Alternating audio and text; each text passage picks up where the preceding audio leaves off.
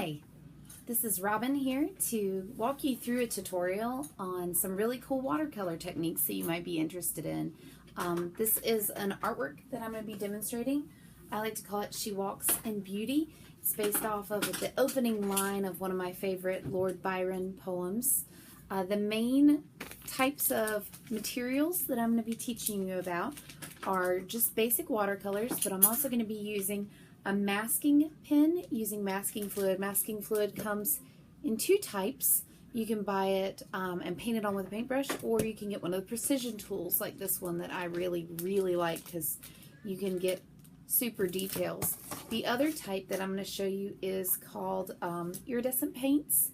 They're very nice. I'd never played around with those, so this is kind of one of my first attempts at trying them out. I hope you enjoy the video. Mama. You say cheese? So here you see me getting the masking fluid pen ready to work on the artwork. I like to keep my sketches very light so you can barely see the pencil markings, and that way it doesn't show up on the final product. You're probably also wondering why I'm working in such an odd fashion where I do a little bit of each word at a time. I'm right-handed, so you'll notice that I put a piece of scrap paper under my right hand so I wouldn't smudge any of the graphite from the sketch.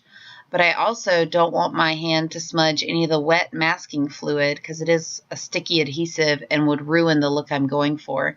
So I tend to work from left to right when I'm drawing or applying something like masking fluid. Here you'll see the masking fluid is dry, and I'm applying with a squirrel hair brush. It holds a lot of water, just soaking the watercolor paper so it absorbs water, so that when I lay in the opera hot pink color, the purple, and the various shades of blue and watercolor, the paper's already wet and it absorbs that watercolor and it really seeps and bleeds. So I'm getting a base coat of colors before I make that night effect by adding black to it. You'll notice that it is not going through to the paper where the masking fluid is. So the masking fluid is doing exactly what it's supposed to do.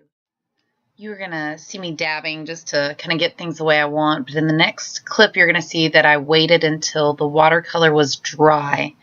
And what I'm going to do from there is block off with extra paper the background so that it won't get messy. And I'm applying water to my iridescent paint so it can kind of settle in and absorb. And I get an old toothbrush and I use a paintbrush and apply the iridescent paint to the toothbrush. And then I flick the iridescent paint onto the artwork, cleaning off the brush and getting a different color to get that star effect that I'm going for there. And I just keep layering and layering until I get the desired look and let it dry. And this is the cool part where you peel off the dried masking fluid. My students think it's really funny if I say it looks like boogers, so that's high schoolers for you, but it's a lot like rubber cement and it just peels off. And then you'll see me writing Lord Byron, giving attributes to him. I used a watercolor block so that the paper wouldn't warp. Thank you so much for watching this video and following us and enjoying our work. Thank you.